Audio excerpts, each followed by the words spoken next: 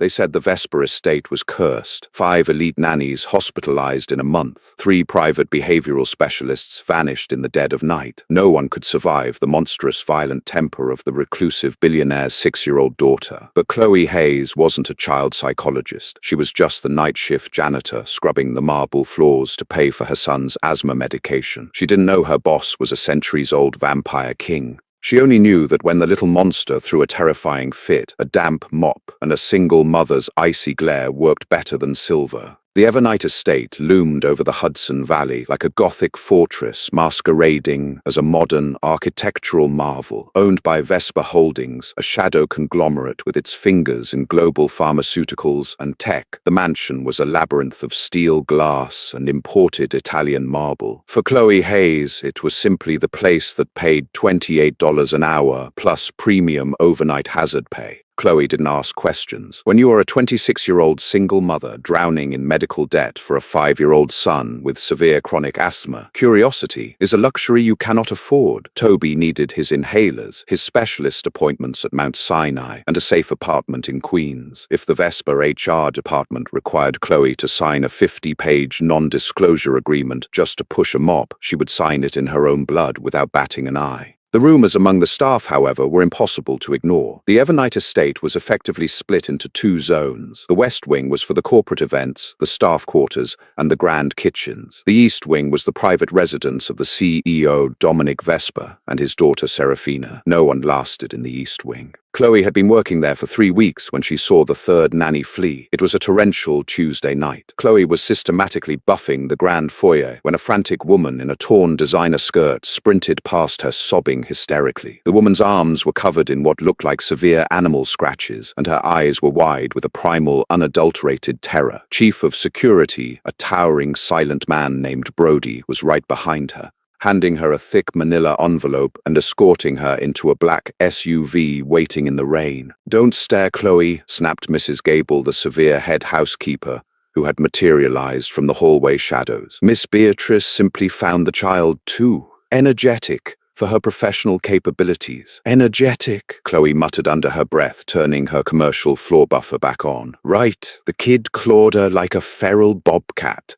Mrs. Gable's eyes narrowed into slits. "You are paid to clean Miss Hayes, not to psychoanalyze the employer's family. In fact, due to the sudden vacancy, your route is being adjusted tonight. The East Wing playroom requires sanitization immediately." A cold knot formed in Chloe's stomach. The East Wing was strictly off-limits to the standard cleaning crew. It was a gilded cage, kept immaculately sealed, but a job was a job, and the overtime pay on her next check would cover Toby's next round of steroids. Gathering her heavy-duty cart, stocked with industrial bleach enzyme cleaners and heavy microfiber mops, Chloe pushed through the heavy oak doors, separating the wings. The atmosphere shifted instantly. The air in the West Wing was climate-controlled and sterile. The East Wing felt ancient, heavy, and unnaturally cold. The lighting was entirely ambient, casting long, menacing shadows across the pristine floors. As she navigated the sprawling, art-lined corridors toward the playroom, the silence was oppressive. Dominic Vesper was a phantom. Chloe had never seen the billionaire, though his presence was felt in every intimidating square inch of the house. The tabloids called him an eccentric genius, a man who built an empire overnight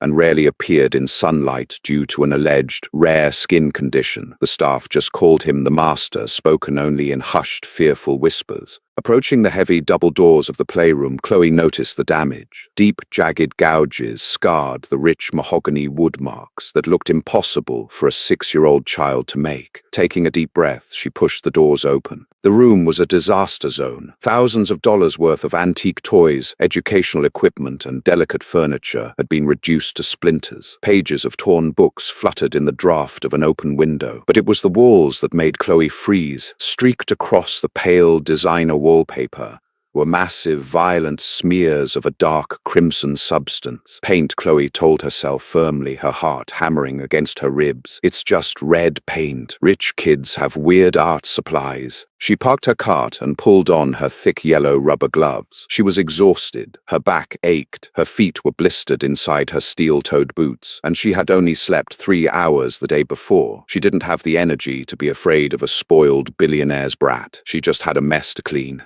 Chloe grabbed her heavy mop, soaked it in the steaming, soapy water of her bucket, and approached the largest stain on the floor. As the hot water hit the crimson smear, a sharp metallic copper scent rose into the air. Chloe's brow furrowed. That wasn't acrylic paint. Before her brain could fully process the biological reality of the mess, a low guttural hiss echoed from the shadowed canopy of the destroyed indoor playground structure in the corner of the room. It was a sound no human child should be able to make, a sound like a viper preparing to strike. Chloe gripped the aluminum handle of her mop. "I don't know who is hiding up there," she called out, her voice flat, drained of any patience. "But you better come down before I mop you up with the rest of this mess." The shadows shifted, and two glowing, unnatural crimson eyes pierced the darkness. The monster of the East Wing was awake, and Chloe had just walked right into her cage. The creature that dropped from the rafters didn't fall like a normal child. She landed with terrifying, silent precision, her small, bare feet making absolutely no sound against the ruined hardwood. Serafina Vesper was 6 years old, but she looked like a porcelain doll possessed by a demon. She wore a shredded silk nightgown that probably cost more than Chloe's car. Her raven black hair was wildly tangled, framing a face that was strikingly beautiful, but twisted into a mask of pure, predatory malice. Her lips were stained a deep, horrifying red, and as she bared her teeth, Chloe saw the elongated, razor-sharp fangs glinting in the dim light. Any normal human being would have run. The 3 previous nannies had run. The behavioral specialists had prayed and scrambled for the door. But Chloe Hayes was running on 3 hours of sleep, 2 cups of stale break-room coffee, and the soul-crushing weight of American medical bills. The sheer exhaustion burning in her bones completely short-circuited her fear response. She didn't see a legendary creature of the night. She saw Toby when he was having a colossal meltdown because he didn't want to take his breathing treatment. She saw a child throwing a tantrum.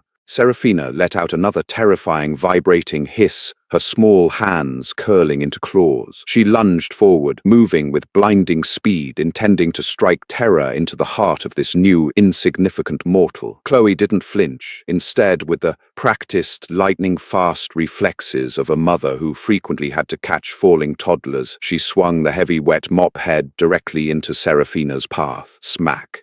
The wet, soapy microfiber hit the vampire child squarely in the chest, stopping her dead in her tracks. The sheer indignity of the damp mop left Serafina completely stunned. She blinked, her glowing red eyes widening in absolute shock. No one had ever physically blocked her. No one had ever dared. "Hey!" Chloe barked, her voice booming with the authoritative, no-nonsense command of an angry mother. "Absolutely not. Do you see the floor? I just started wiping up whatever it is you spilled everywhere, and you are stepping right in it with your bare feet. Back up, now." Serafina stared at her, her fangs still fully extended. She let out a low warning growl, trying to summon her terrifying aura. "I am the shadows," the little girl snarled, her voice echoing with an unnatural dual-toned resonance. "I will drink your...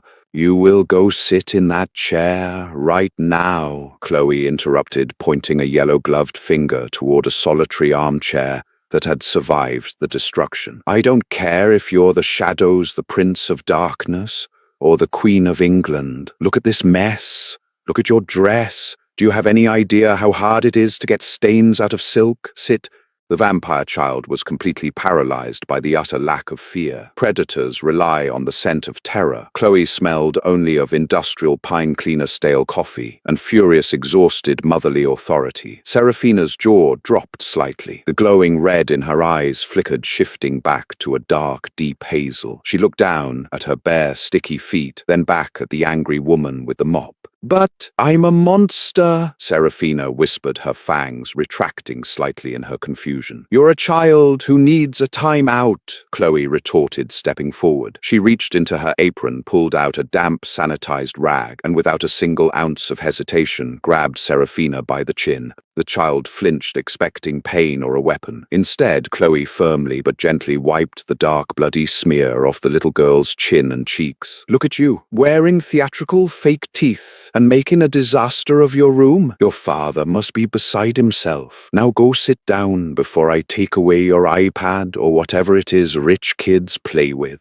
Serafina, the apex predator, the pure-blood heir to the Vesper vampire syndicate, meekly turned around and sat in the velvet armchair, kicking her small feet nervously. Chloe sighed, rubbing her temples, completely oblivious to the historical impossibility of what she had just accomplished. She turned back to her bucket, plunging the mop back into the soapy water. Honestly, 6 years old, acting like a rabid raccoon. And they told me the East Wing was supposed to be easy. Up on the shadowed interior balcony overlooking the playroom, a man stood perfectly still, watching the entire exchange. Dominic Vesper was a terrifying figure to behold. Over 6 feet tall, with aristocratic features carved from pale marble, he possessed an aura of ancient, crushing authority. He was a king who had ruled the nocturnal underworld for 4 centuries. He had watched seasoned vampire hunters weep in his presence. He had watched his own daughter, a feral pureblood, struggling with her awakening instincts, tear through the most elite human guardians money could buy. And yet he was currently staring down at a mortal woman in an oversized grey uniform and yellow rubber gloves who had just subdued his bloodthirsty heir with a wet mop and a scolding. Dominic's sharp, predatory eyes tracked Chloe as she diligently scrubbed the blood off his hardwood floors, muttering under her breath about trust fund babies and laundry protocols. He could hear her heartbeat. It wasn't fluttering with the erratic rhythm of prey. It was steady, slow, and steeped in a profound, weary resilience. A slow, highly uncharacteristic smirk tugged at the corner of Dominic's lips. His chest rumbled with a silent, dark amusement. For years he had been searching for anyone who possessed the iron will necessary to handle Serafina without breaking. He had scoured the globe for elite disciplinarians. He had never considered checking the night shift custodial roster. "Brody," Dominic murmured, his voice carrying effortlessly through the earpiece of his security chief stationed miles away in the command center. "Yes, my lord," Brody's voice crackled, laced with tension. "Do you need me to extract the new cleaner? Has Lady Serafina cancel the cleaning contract for Chloe Hayes?" Dominic commanded softly, his eyes locked on the woman as she tossed a stuffed bear onto the couch. "Understood, sir. I'll have her removed immediately." "You misunderstand," Dominic purred, stepping out of the shadows and placing his hands on the polished mahogany railing. "Cancel her janitorial contract and draft a new one. Miss Hayes is taking over as Serafina's primary guardian.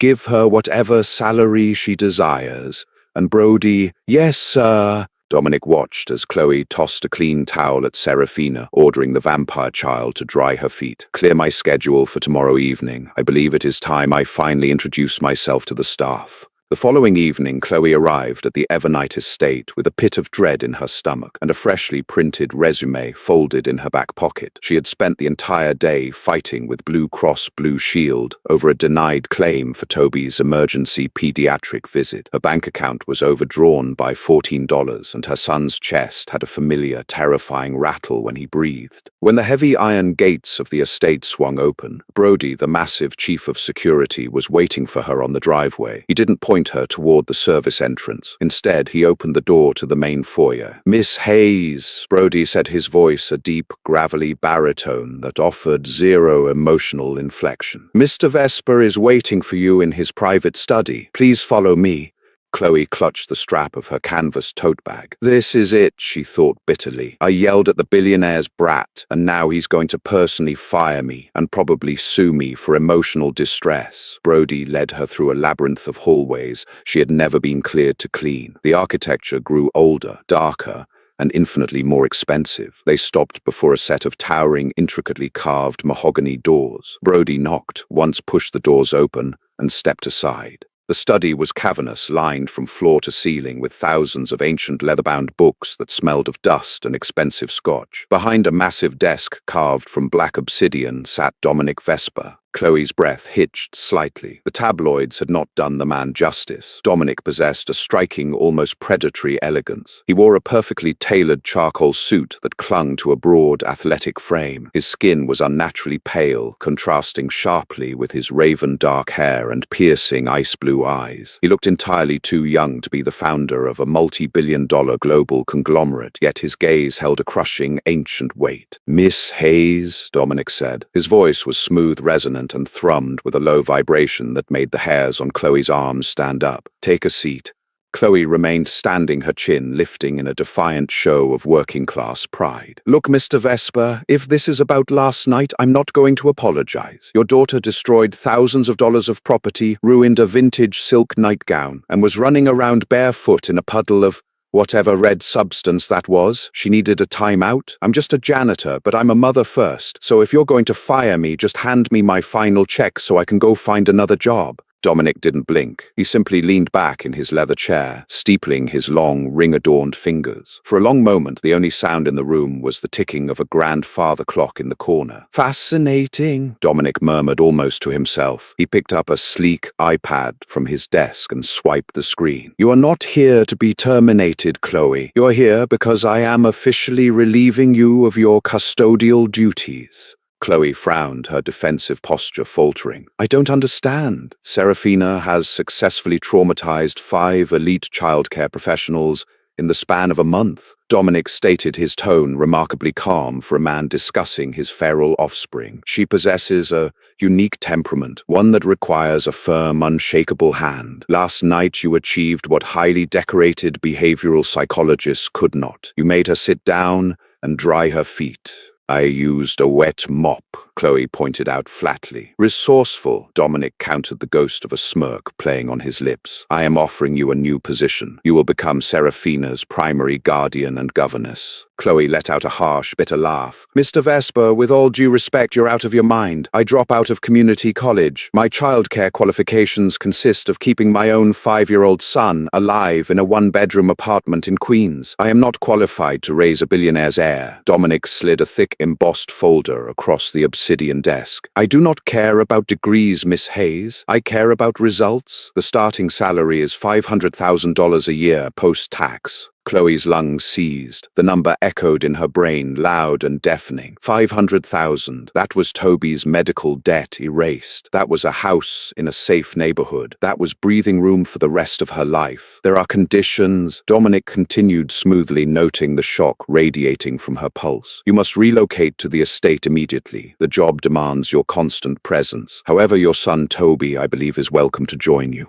"Toby has severe chronic asthma," Chloe whispered, her maternal instinct fighting through the shock. "He needs constant care. He can't just be locked away in a dusty mansion. He needs access to his pediatric pulmonologist at Mount Sinai." "The East Wing has a fully sterile, climate-controlled residential suite," Dominic replied, anticipating her every objection. "I have already arranged for a state-of-the-art Philips Respironics nebulizer station to be installed in his respective bedroom. Furthermore, Vesper Holdings has Dr. Aris Harrison from Johns Hopkins on retainer. He will be flown in via private helicopter for Toby's checkups." Chloe stared at him, her heart pounding a frantic rhythm against her ribs. He had researched her. He knew her vulnerabilities, her fears, and the exact price of her compliance. It was terrifying, yet incredibly intoxicating. "Why?" Chloe asked, her voice trembling slightly. "Why go through all this trouble for a janitor?" Dominic stood up, moving with a fluid, silent grace that unnerved her. He walked around the desk, stopping just inches from her. The air around him was freezing, completely devoid of body heat. "Because my daughter is drowning in her own chaotic nature," Dominic said softly, his ice-blue eyes locking onto hers. "She does not need another terrified academic. She needs someone who is utterly unimpressed by the shadows. I believe that is you, Chloe."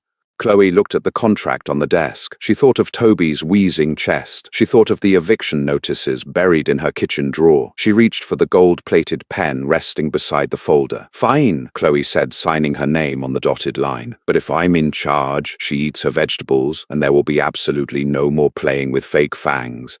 Dominic's smirk widened into a dangerous, secretive smile. "I will leave the dietary restrictions entirely in your capable hands." Moving into the Evernight estate felt less like a relocation and more like an abduction into a world of incomprehensible luxury. Within 24 hours of signing the contract, a team of professional movers had packed up Chloe's meager belongings in Queens. By Tuesday afternoon, she and Toby were standing in the center of a suite that was larger than their entire apartment building. Toby, a pale, frail boy with a mop of curly brown hair, and dark circles permanently stamped under his brown eyes clutched his worn-out stuffed rabbit. "Mommy," he whispered, staring up at the vaulted ceilings painted with Renaissance-style frescoes. "Is this heaven?" "No, baby," Chloe muttered, unpacking a box of his beloved Lego sets. "It's just very, very expensive real estate." The true test, however, was not adjusting to the thread count of the Egyptian cotton sheets. The true test was introducing Toby to the monster of the East Wing. Chloe arranged the meeting in the estate's sprawling indoor botanical garden, hoping the neutral, brightly lit territory would keep Serafina's more destructive tendencies at bay. The UV-filtered glass ceiling bathed the room in a gentle artificial sunlight, a necessity that Chloe assumed was simply part of the CEO's eccentric skin condition protocols. Serafina arrived flanked by shadows, her dark hair immaculate, wearing a pristine black velvet dress. She looked like a Victorian painting of a child, cold and entirely unwelcoming. As soon as her crimson-tinged eyes landed on Toby, her posture shifted. She dropped into a slight crouch, her jaw clenching, as a low, almost imperceptible hiss escaped her lips. "Prey!" The instinct screamed in Serafina's pure blood veins. The boy was fragile. He smelled of illness and slow, weak heartbeats. He was entirely beneath her. Chloe immediately stepped between them, her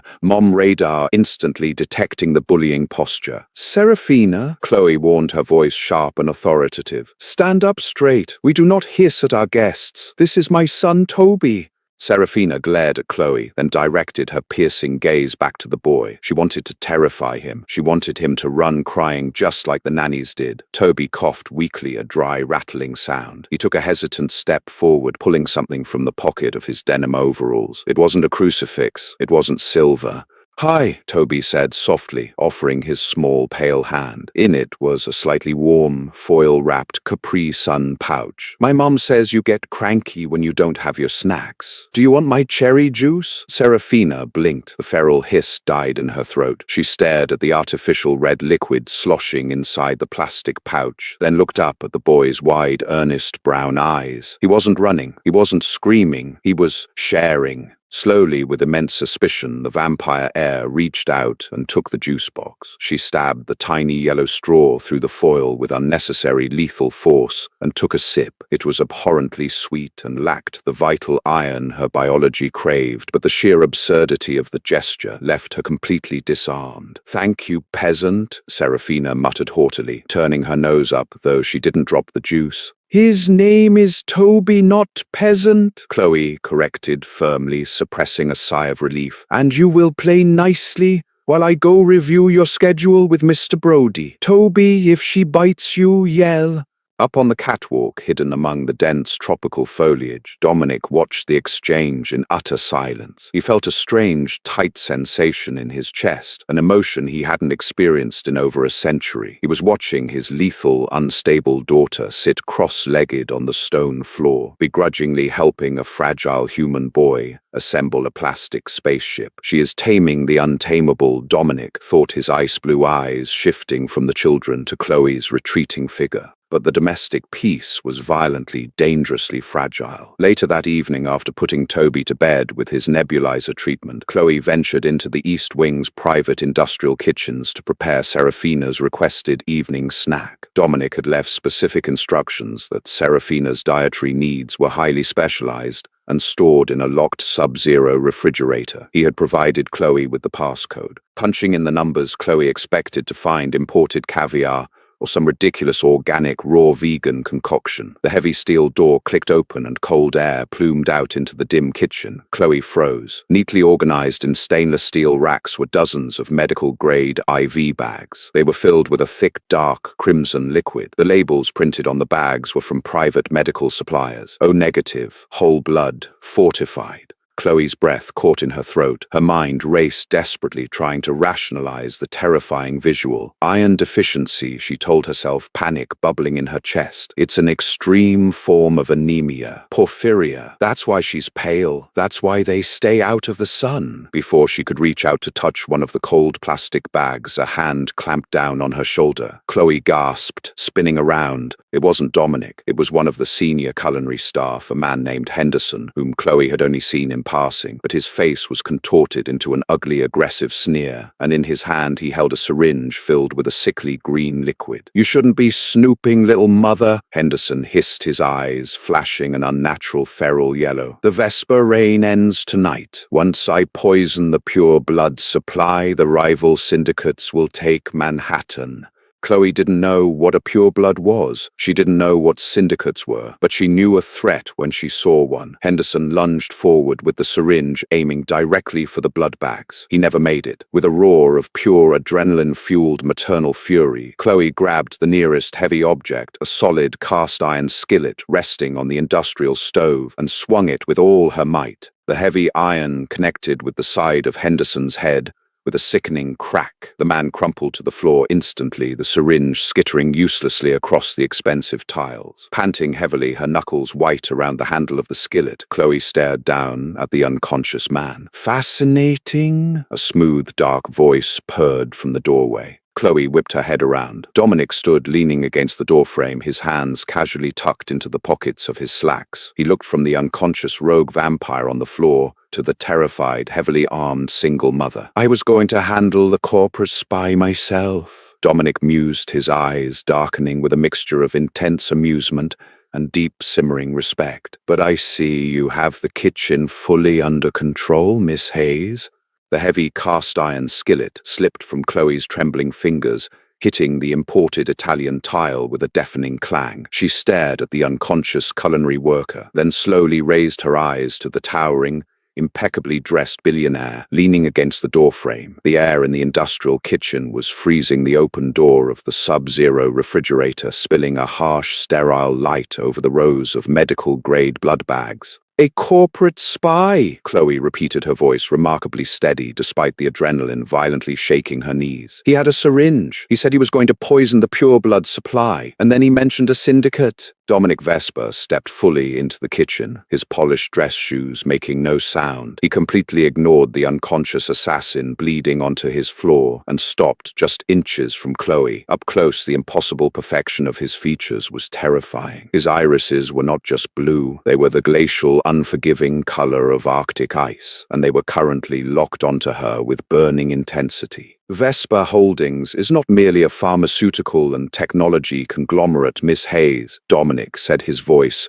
a low, mesmerizing vibration. "It is the financial front for the oldest vampire syndicate on the eastern seaboard. We control the ports, the blood banks, and the nocturnal politics from Manhattan to Mayfair." Chloe looked past him, her eyes fixating on the O-negative labels inside the fridge. "Vampires? You are literally telling me that you and your 6-year-old daughter drink human blood, like Dracula?"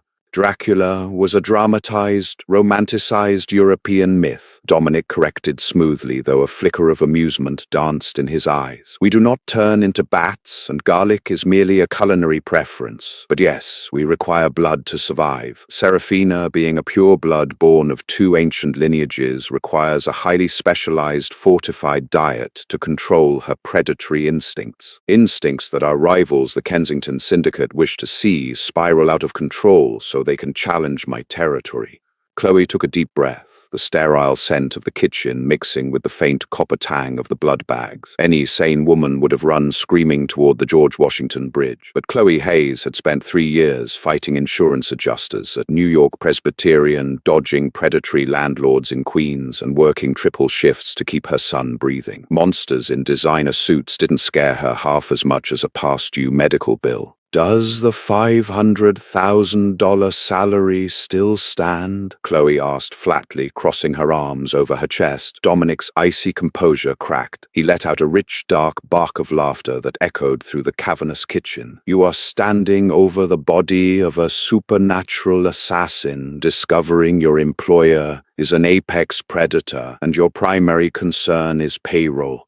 "My primary concern is Toby," Chloe snapped, her maternal ferocity flaring. "I don't care if you drink blood or Earl Grey tea, Mr. Vesper, but if rival vampires are infiltrating this house, I need to know my son is safe. I will not have him caught in the crossfire of some billionaire bat war. He is under my absolute protection." Dominic swore, the amusement instantly vanishing, replaced by a vow so ancient and heavy it made the air pressure drop. "No harm will come to him. You have my word." The sincerity in his eyes was paralyzing. Chloe swallowed hard, nodding once. Good, then I need to grab Seraphina's dinner. She's watching a movie with Toby, and if she misses a meal, she gets cranky. I am not dealing with a hangry vampire. Later that night, the fragile peace of the estate was shattered not by assassins, but by the terrifying, high-pitched wheeze of an asthma attack. Chloe jolted awake in her suite, racing into Toby's adjacent bedroom. Her son was sitting up, his small chest heaving violently. His lips tinged a terrifying shade of blue. The sudden drop in barometric pressure from an incoming coastal storm had triggered a severe episode. "Okay, baby, mommy's here," Chloe chanted, her hands flying over the Philips Respironics nebulizer machine, pouring the albuterol sulfate into the chamber. But her hands were shaking and the tubing was tangled. Suddenly, a small blur of black velvet darted into the room. Seraphina stood by the bed, her glowing crimson eyes wide with panic as she listened to Toby's struggling heart. The vampire child didn't hesitate. Moving faster than the human eye could track, Seraphina untangled the tubing, plugged the machine into the wall, and thrust the mask into Chloe's hands. As the machine hummed to life, Seraphina did something unthinkable. She brought her own wrist to her mouth, her fangs extending, ready to bite her own flesh. "My blood," Seraphina insisted frantically, her dual-toned voice trembling. "It heals. Give it to him."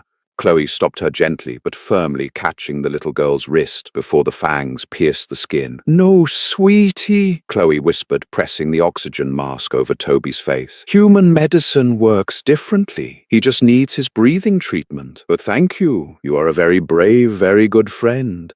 Seraphina stared at the human mother, her fangs slowly retracting. No one had ever called her good. For her entire short life, she had been labeled a monster, a curse, a danger. But here, in the dim light of the bedroom, Chloe looked at her not as a weapon, but as a child. Standing in the shadowed doorway, Dominic watched the scene unfold. The cold, impenetrable fortress he had built around his heart for 4 centuries was beginning to fracture. He had brought Chloe Hayes here to save his daughter. He was slowly realizing she might be here to save him too. The fallout from the kitchen assassination attempt was swift and ruthless. Within 48 hours, the Evernight estate had been transformed into an impenetrable fortress. Brody's security team, comprised entirely of highly trained daylight-walking mercenaries, patrolled the perimeter with weapons that fired specialized UV incendiary rounds. But hiding behind fortified walls was a sign of weakness in the supernatural underworld, and Dominic Vesper did not tolerate weakness. The annual philanthropic gala, hosted by the Astor Foundation at the Plaza Hotel, was the ultimate neutral ground for Manhattan's elite, both human and otherwise. It was a mandatory appearance. If Dominic failed to show, the Kensington Syndicate would legally and socially declare him unfit to rule, using Seraphina's rumored instability as leverage to strip him of his territories. "You are coming with us," Dominic announced, stepping into the residential suite where Chloe was aggressively helping Toby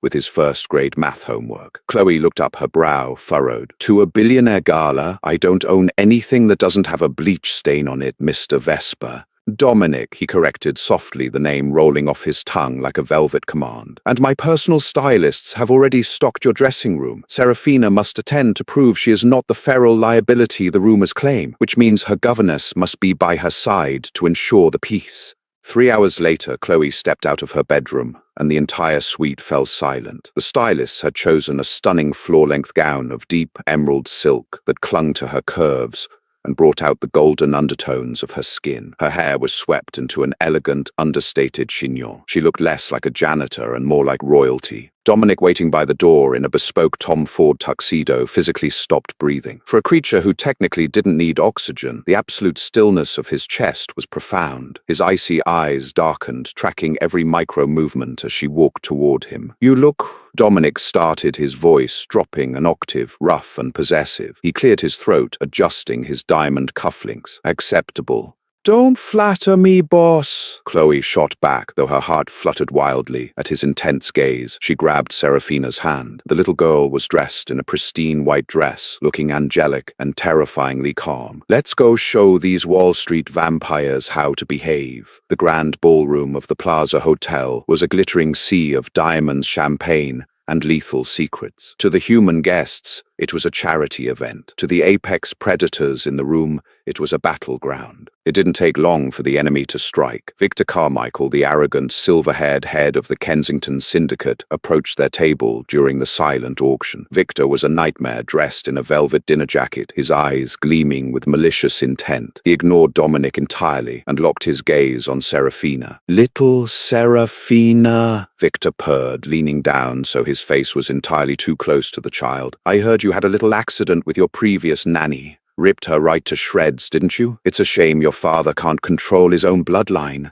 To emphasize his point, Victor deliberately nicked his own thumb with his sharp thumbnail, letting a single intoxicating drop of pure blood crimson bead on his skin. It was an ancient provocation. He was trying to trigger Serafina's feral hunger in front of the entire assembly. Serafina's breath hitched. Her eyes flared crimson. Before Dominic could rip Victor's head off his shoulders, Chloe stepped smoothly in front of the vampire lord, blocking Serafina from view completely. "Excuse me," Chloe said, her voice dripping with the exact polite condescension she used on rude pediatric receptionists. "But personal space is a concept even prehistoric men managed to grasp. I highly suggest you step back," Victor sneered, looking down at her. "And who is this another disposable human blood bag?"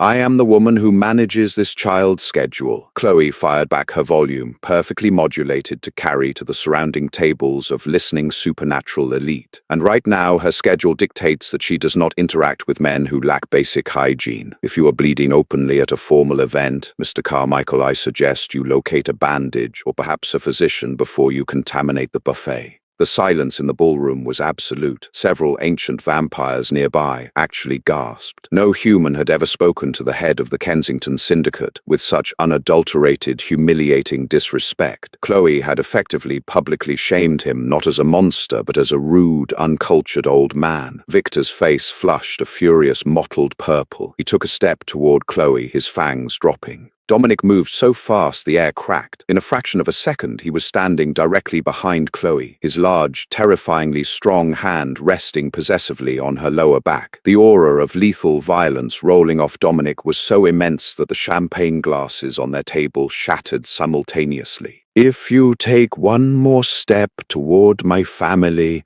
Victor," Dominic whispered, his voice echoing through the room with the force of a thunderclap, "I will not bother with syndicate politics.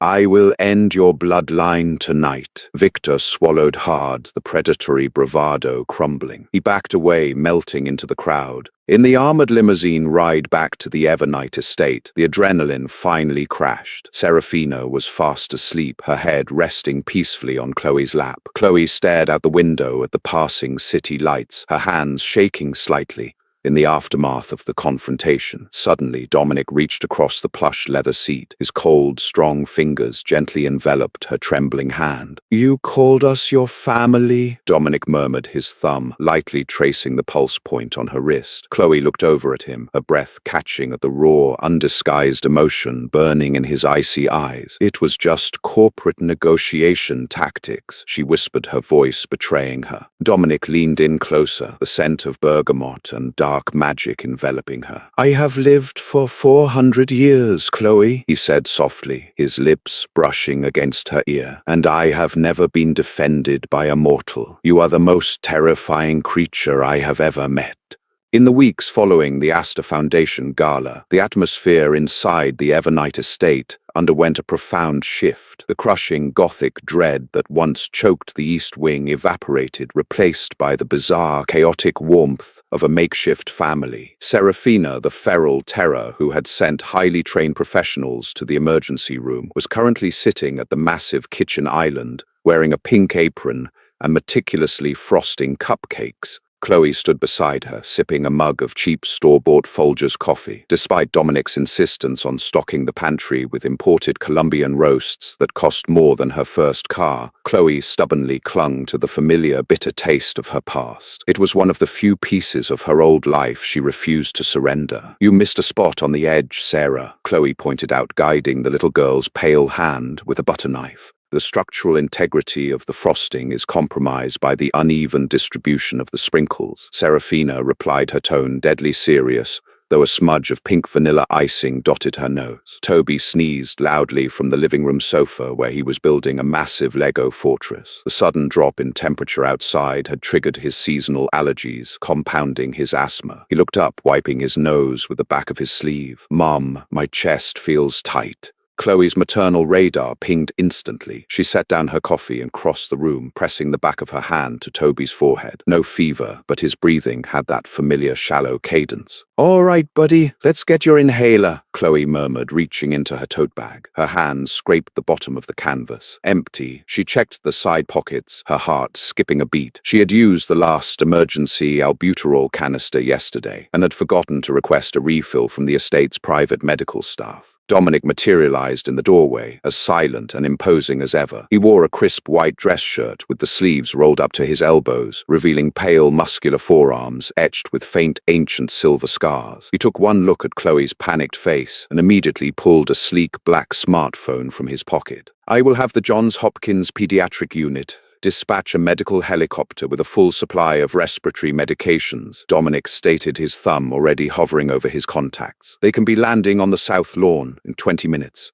Dominic put the phone away. Chloe sighed, rubbing her temples. "It's a minor allergy flare-up, not a collapsed lung. We don't need a helicopter. We just need to go to a normal pharmacy. I need children's Zyrtec, a new spacer for his inhaler, and some cherry cough drops. I'm taking him to Walgreens." Dominic's ice blue eyes narrowed into a glare of sheer, unadulterated disapproval. "Absolutely not. The Kensington Syndicate is still reeling from the humiliation at the plaza. Victor is unpredictable. The perimeter of this estate is warded and guarded by 50 armed men. A public retail establishment on the Upper East Side is a tactical nightmare. You are not leaving the compound."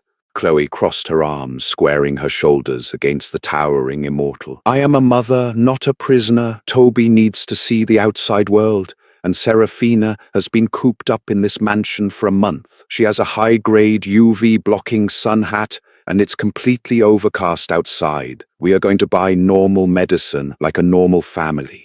For a long moment, the Vampire King and the single mother engaged in a silent battle of wills. The air in the room grew heavy, crackling with static electricity, as Dominic's ancient authority clashed with Chloe's stubborn working-class grit. "Fine," Dominic finally growled, his voice a dangerous velvet rumble. "But you do not take a single step without Brody and a full tactical escort." An hour later, a heavily armored black SUV pulled up to a sprawling Walgreens on 3rd Avenue. The sky was the color of bruised iron, threatening rain. Brody stepped out first, his massive frame practically blocking the sidewalk as his eyes scanned the pedestrians. Chloe stepped out, holding Toby's hand, while Serafina flanked her other side, wearing a wide-brimmed black sun hat and oversized Chanel sunglasses that made her look like a tiny, disgruntled celebrity. The automatic doors slid open, hitting them with the smell of cheap perfume and floor wax. To Chloe, it was the comforting smell of normalcy. To Serafina, whose senses were dialed to apex predator levels, it was overwhelming. The vampire child grabbed the hem of Chloe's jacket, pressing close. "It's okay, Sarah," Chloe whispered, patting the girl's shoulder. "Aisle 4. We'll be in and out in 5 minutes. They navigated past the greeting cards and the seasonal candy flanked closely by Brody. Chloe grabbed a box of Zyrtec and a brightly colored plastic spacer off the shelf. "See easy," she smiled down at the kids. Then the fluorescent lights above them flickered and died. The pharmacy plunged into an eerie, unnatural twilight, illuminated only by the faint grey light filtering through the front windows. The ambient pop music crackling over the store's speakers cut out, replaced by a suffocating heavy silence. "Brody," Chloe asked, her voice tight, her hand instinctively pulling Toby and Serafina behind her back. "Behind me, Miss Hayes," Brody commanded, drawing a sleek, heavy firearm from his shoulder holster. The weapon hummed with a faint blue light, UV incendiary rounds. From the shadows of the pharmacy aisles, movement flickered. It was too fast for Chloe to track, just blurs of dark clothing and the sickening, wet sound of fangs descending. 5 figures stepped out from the darkness, blocking both ends of the aisle. They weren't standard thugs. Their eyes glowed a sickly, jaundiced yellow, and their skin was stretched tight over their predatory features. Well, well," A raspy voice echoed from the end of the aisle. A tall, gaunt vampire with a jagged scar across his throat stepped forward. His name was Gideon Victor Carmichael's chief enforcer. "The human pet and the pure-blood brat shopping for mortal trinkets. Victor sends his regards." Serafina let out a terrifying dual-toned hiss, her tiny hands curling into claws. She prepared to launch herself at the enforcer to protect her new family. But Chloe Hayes wasn't about to let a 6-year-old fight her battles. With lightning speed, she grabbed a heavy glass bottle of medicinal rubbing alcohol from the shelf beside her and shoved Serafina down behind a display of adult diapers. "Nobody," Chloe snarled, her voice vibrating with raw maternal fury, "touches my kids."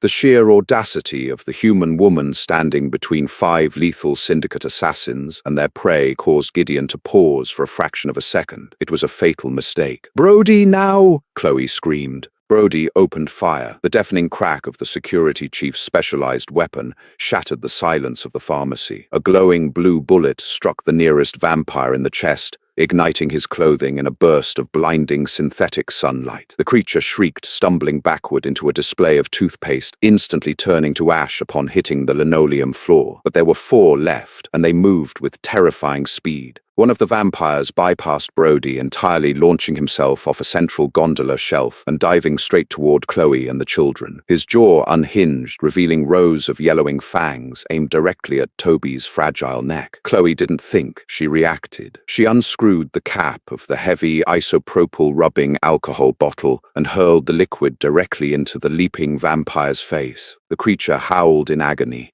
as the harsh chemical burned his ultra-sensitive eyes, blinding him mid-air. As he crashed blindly into the floor at Chloe's feet, she brought the heavy glass bottle down onto the back of his skull, with every ounce of strength she possessed. The thick glass shattered upon impact, effectively knocking the predator out cold. "Mom!" Toby cried out, clutching his chest, the panic triggering a harsh, wheezing cough. "Stay down, Toby, Sarah. Cover his ears," Chloe ordered, dragging them further behind the pharmacy counter, desperate to put a physical barrier between her children and the violence. Brody was locked in vicious hand-to-hand combat with 2 of the assassins in the cosmetics aisle. He was massive and highly trained, but he was mortal. Gideon, the scarred enforcer, ignored the fight entirely and stalked slowly toward the pharmacy counter where Chloe was cornered. "Resourceful little human," Gideon mocked, his yellow eyes locking onto Chloe as he stepped over the shattered glass. "But alcohol won't save you from me. Victor wants the pure blood alive. But he explicitly ordered me to drain you dry."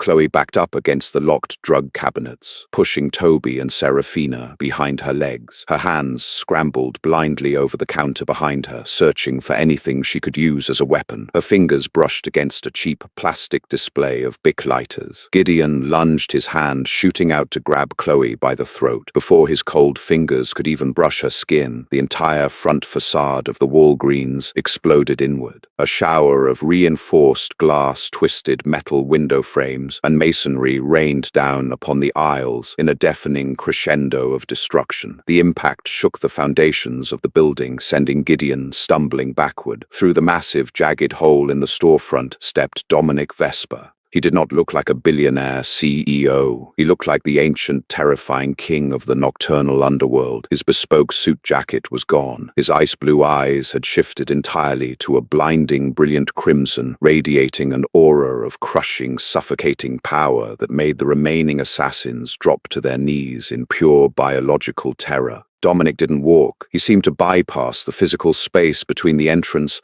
and the pharmacy counter entirely. In a blur of motion, he materialized directly in front of Gideon. "You dared to threaten what is mine." Dominic's voice wasn't just a sound. It was a physical force that vibrated through the floorboards. Gideon opened his mouth to beg, but he never got the chance. Dominic's hand snapped forward, his fingers plunging directly through Gideon's ribcage with sickening ease. The enforcer turned to ash, instantly crumbling into a pile of grey dust on the linoleum. The remaining 2 assassins, trying to fight Brody, took one look at their king and immediately turned to flee. Dominic didn't even turn his head. He simply flicked his wrist. The heavy metal shelving units on either side of the aisle violently collapsed inward, crushing the fleeing vampires under tons of steel and consumer goods. Silence descended upon the ruined pharmacy, broken only by the sound of Toby's ragged breathing and the distant wail of NYPD sirens. Dominic's crimson eyes slowly shifted back to their icy blue as he turned to face the pharmacy counter. The terrifying, murderous aura vanished, replaced instantly by absolute devastating panic. He dropped to his knees in the shattered glass, reaching out with trembling hands. "Chloe," he breathed, his voice raw and fractured. "Are you injured? Did they touch you?"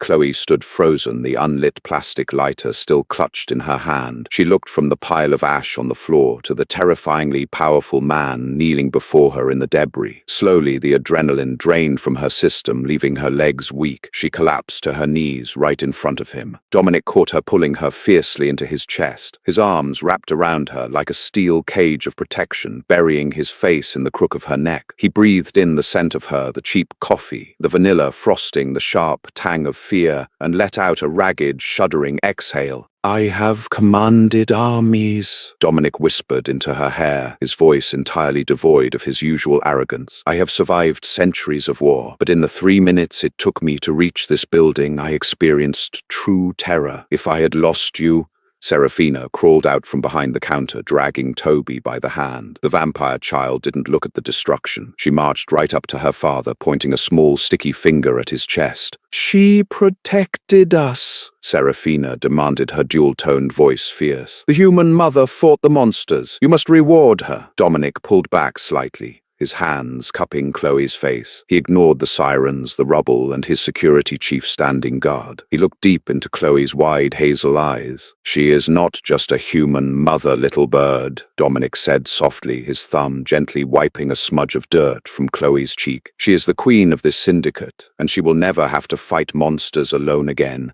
The Evernite estate had transitioned from a fortified mansion into an impenetrable war room. Following the explosive confrontation in the pharmacy, Dominic Vesper did not just retreat. He locked down the entire eastern seaboard's supernatural grid. Heavily armed mercenaries patrolled every inch of the grounds. But inside the private residential suite, the atmosphere was surprisingly beautifully quiet. Toby was asleep in his massive bed, his chest rising and falling in a steady, unbothered rhythm, thanks to the state-of-the-art nebulizer treatment administered by the estate's private medical staff. Curled at the foot of the bed, refusing to leave her post, was Serafina. The tiny vampire heir was completely exhausted, her fierce protective instincts finally giving way to deep restorative sleep. Chloe Hayes stood in the doorway, a warm mug of chamomile tea in her trembling hands. The adrenaline that had kept her moving, fighting and surviving, had finally evaporated, leaving behind a profound, aching exhaustion. She looked down at her clothes. Her jacket was torn, her jeans were covered in plaster dust, and her knuckles were bruised from shattering a glass bottle over an immortal assassin's skull. She was a janitor from Queens. She had absolutely no business surviving this night. "They will sleep through the morning," a deep velvet voice murmured from the shadows of the hallway. Chloe turned. Dominic stepped into the dim light of the corridor. He had discarded his ruined suit jacket and tie, the top buttons of his crisp white shirt undone. The terrifying ancient king who had turned a syndicate enforcer to ash with his bare hands was gone. In his place stood a man who looked thoroughly devastatingly in awe of the woman standing before him. "You called me the queen of the syndicate," Chloe said softly, her hazel eyes locking onto his piercing blue gaze. She didn't retreat as he stepped closer. "You said it in front of Serafina, in front of Brody. You know they are going to take that literally, Dominic." "I intended for them to take it literally," Dominic replied, his voice dropping to a low, mesmerizing octave. He reached out his cool, pale fingers, gently taking the mug of tea from her hands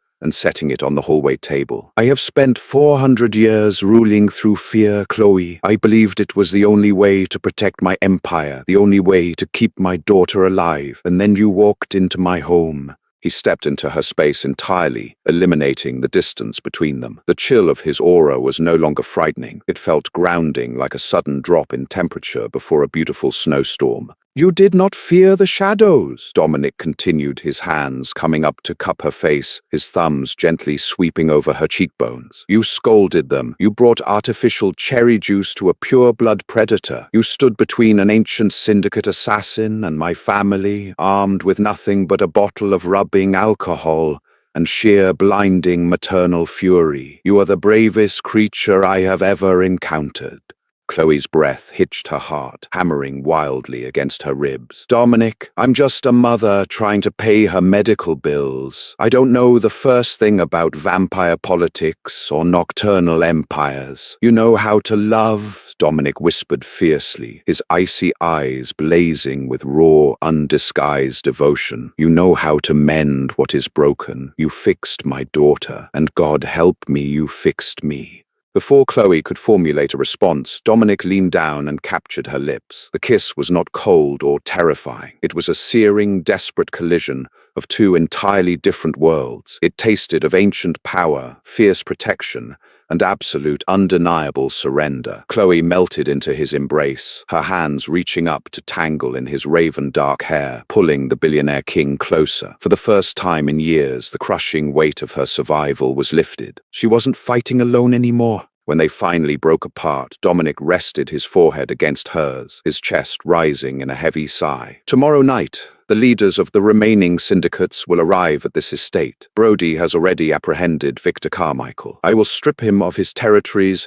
and banish his bloodline. But when I do it, I will not be sitting on the throne alone. You want me up there with you? Chloe breathed a slow, confident smile breaking across her face. I demand it, Dominic smirked, the familiar arrogant spark returning to his eyes. Though I strongly suggest you leave the heavy cast iron skillets in the kitchen. We must maintain some semblance of formal decorum. Chloe let out a quiet, genuine laugh, leaning her head against his chest. She listened to the slow, powerful thrum of his immortal heart. She thought of Toby, safe and breathing easily in the next room. She thought of Serafina, who had finally found the maternal warmth her fierce little soul desperately needed. Fine, Chloe agreed, her voice laced with that unshakable working-class grit. But if anyone bleeds on my newly polished marble floors, they are cleaning it up themselves. Dominic wrapped his arms securely around her, pulling her tightly against him. As you command, my queen. And just like that, the woman who scrubbed floors for $28 an hour became the most powerful figure in the nocturnal underworld. Chloe Hayes proved that you don't need fangs or ancient magic to conquer monsters. Sometimes all it takes is a mother's fierce love, a wet mop, and the unshakable courage to stand your ground. If you loved this wild journey from the cleaning closet to the billionaire's throne, make sure to hit that like button. Share this video with your fellow romance lovers, drop a comment with your favorite plot twist, and don't forget to subscribe and ring the notification bell for more thrilling, original audio stories. Stay safe out there in the shadows.